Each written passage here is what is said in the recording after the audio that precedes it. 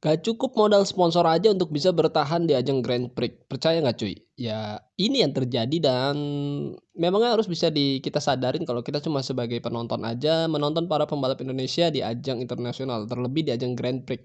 Gak cukup modal sponsor pembalap-pembalap Indonesia bisa selamat di ajang Grand Prix. Maksudnya selamat ya, selamat karirnya ya. Kita contoh aja nih, Dimas Eki Pratama, Andi Gilang, Gary Salim, atau mungkin sebelumnya Mario Suryaji yang kita harapkan mungkin bisa wow nanti ke depannya bakal ke Moto3 World Championship atau ke Moto2 World Championship. Wah, ngomongnya sampai ship gitu ya.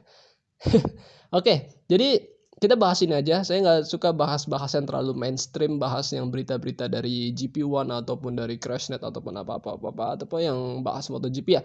Kita bahas yang di dekat di mata kita aja, itu pembalap-pembalap Indonesia yang ada di ajang Grand Prix.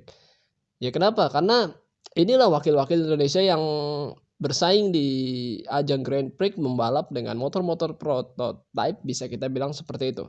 Kalau kita bahas Galang Hendra ya dia balap di ajang World Supersport 600. Dan kenapa saya bilang tadi nggak cukup modal sponsor aja bisa bertahan di ajang Grand Prix? Ya karena apa?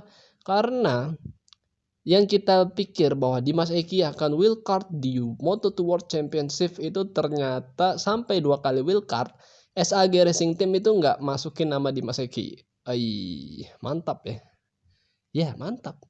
Walaupun kita pikir gini, wow, SAG Racing Team disponsori dengan sponsor-sponsor Indonesia dan sponsor BUMN Indonesia yang banyak banget bertebaran sponsor Indonesia di sana.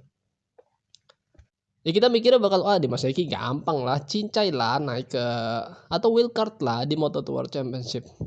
Dan nyatanya nggak semudah itu cuy. Kita lihat berita terbaru dari SAG Racing Team bahwa Taiga Hada yang akan wildcard di Austria GP. Austria GP, ya. Itu padahal kita tahu Taiga Hada di Chief Moto2 bersaing dengan Dimas Eki juga. Dia berada di tim bukan tim Pertamina Mandalika Racing Team ataupun apalah namanya ya. Itu nggak di tim itu. Tapi bisa dia diajak ke Moto2 World Championship dan banyak penonton-penonton Indonesia yang kaget gitu kan. Wih, kok Taiga ada gitu kan. Kok Tiger gitu kan, bukan Dimas Eki gitu kan. Kenapa? Padahal sebelumnya Piotr udah diajak wildcard di ajang Moto2 World Championship yang dari Polandia, rekan tim dari Dimas Eki Pratama. Terus kenapa Dimas Eki nggak diajak gitu kan? Nah, itu dia yang bakal bikin orang bingung, kenapa bukan Dimas Eki nih yang dibawa nih, gitu kan. Kesannya kayak udah bakal mulus banget karena udah di backup sponsor-sponsor Indonesia. Dan nyatanya nggak begitu ceritanya. Ya kalau saya sih nggak heran, karena dari awal saya udah nggak heran. Karena saya sering mengamati memang sebenarnya sih sponsor-sponsor Indonesia yang bisa bawa pembalap Indonesia ke ajang Grand Prix itu udah agak sedikit ini ya, dia lebih profesional gitu. Walaupun sponsornya dia mau bilang bahwa namun nyatanya tim yang memutuskan gitu kan. Terus apapun alasannya ya tim memutuskan. Kita nggak bisa bilang wah padahal klasmen masih bagusan di Mas Eki tuh dibanding Taiga Hada di klasmen sementara Chief Moto2 ya kan. Tapi kenapa Taiga ada yang dibawa? Nah, seperti itulah. Kita nggak tahu ada yang namanya bisnis di dalam bisnis, cuy. Dan kita nggak tahu ada yang kepentingan di dalam kepentingan. Nah, jadi kalau buat saya sih, kalau kalian nonton dan kalian berharap pembalap Indonesia bakal bisa naik ke ajang selanjutnya atau ajang Grand Prix, itu dengan bermodalkan sponsor aja, apalagi sponsor Indonesia itu agak sulit. Tapi apa yang bisa membuat pembalap Indonesia bisa naik ke ajang Grand Prix dan bisa bertahan dan bahkan bisa bersaing? Yang pertama, ya pasti skill. Ya, skill. Jadi skill itu yang bisa menyelamatkan si pembalap itu di ajang Grand Prix. Jadi jangan berharap kalian, wah udah skillnya lumayan oke nih. Tapi kita lihat prestasinya jarang finish, jarang juara, cuma bisa nyodok ke depan dan akhirnya gagal finish atau crash ataupun kena impact crash dan segala macamnya. Itu sponsor nggak akan mau sebenarnya bawa. Dan tim juga akan mikir-mikir gitu kan.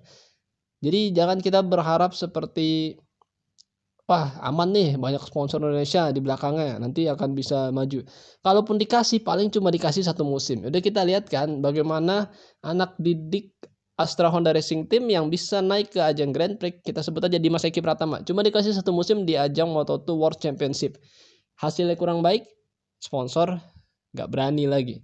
Selanjutnya Andy Gilang naik langsung ke Moto2 World Championship dikasih 1 musim aja. Karena umurnya mungkin masih bisa dibilang cukup muda, diturunin ke kelas Moto3 World Championship. Kayak gitu kan kita lihat. Walaupun ya lumayan lah Andy Gilang udah bisa dapat poin di kelas Moto3 World Championship, namun ya belum sampai ke bertarung di front row. Ya saya harap sih mungkin ya Astra Honda Racing Team bisa sedikit memberikan kesempatan lagi buat Andy Gilang dan juga bisa menego lah tim Honda Tim Asia untuk bisa berikan Andy Gilang 1 musim lagi di Moto3 World Championship. Seperti itu.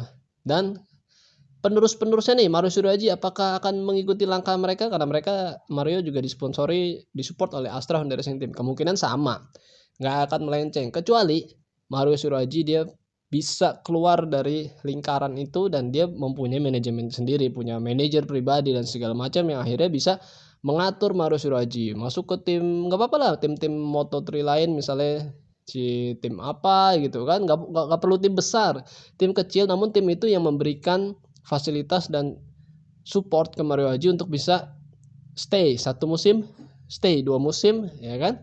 Seperti itu. Tapi kalau misalnya hanya berharap dari sponsor ya jangan harap. Kita lihat gimana tersia-siakannya Gary Salim di ajang-ajang ini. Menurut saya Gary Salim skillnya hebat. Dia juara Asian Production 250 dengan motor CBR 250 RR dan juga sebenarnya menurut saya dia tuh cukup bisa adaptasi. Sebelumnya kita tahu Gary Salim udah ikut ke ajang GP-nya Jepang ya kan, terus juga sering lah dia dibawa ke ajang-ajang motor prototype dan juga sebenarnya skillnya bagus, cuma karena ya seperti itu dikasih semusim, dikasih wildcard, dikasih ini ya semua pembalap itu butuh adaptasi. Apalagi kita tahu Indonesia ini tidak mempunyai sirkuit yang memadai untuk bisa latihan, apalagi tidak mempunyai motor-motor prototipe yang bisa untuk latihan. Sulit untuk bisa langsung bisa klik adaptasi gitu kan. Oke, paling nggak diberikan 1 musim 2 musim seperti itu, dan jangan berharap banget lah sama sponsor buat saya.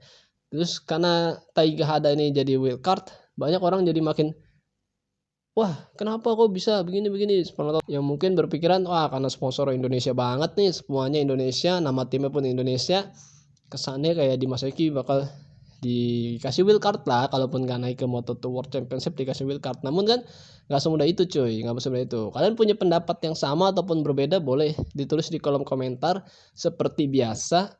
Tulis aja di kolom komentar pendapat kalian bagaimana sih sebenarnya peluang pembalap Indonesia kalau cuma ngandelin sponsor tanpa skill. Kita tahu sekalipun ada skill, sponsor kayaknya bakal didikte juga sama tim. Jadi ini ajang yang sangat ketat. Kita bisa lihat di ajang MotoGP Tito Rabat yang duitnya nggak berseri pun harus bisa dikeluarkan oleh Dorna, dan kita bisa lihat Karel Abraham juga bisa dikeluarkan oleh Dorna dengan segala macam trik dan triknya. Kita lihat pembalap yang tidak terlalu berpotensi akan segera digeser, bahkan sama Dornanya sendiri, bukan sekedar sama tim, sama Dorna dia masih punya kontrak segala macam, just aja bisa tus aja dibuang begitu aja. Dan kita lihat sponsor duit nggak serta merta menyelamatkan karir si pembalap, tetap harus butuh skill,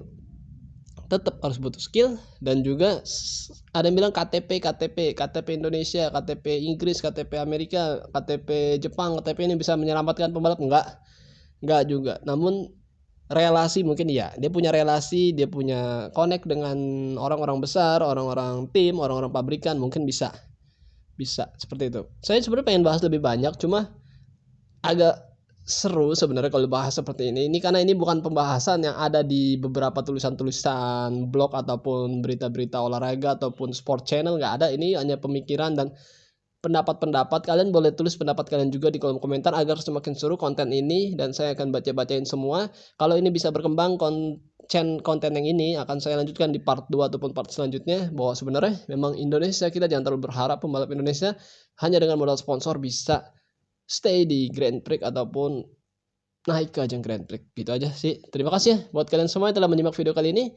Sehat-sehat buat kalian semua, dan juga jangan lupa makan dan jangan lupa berdoa. Akhir kata, wassalamualaikum warahmatullahi wabarakatuh. Bye bye.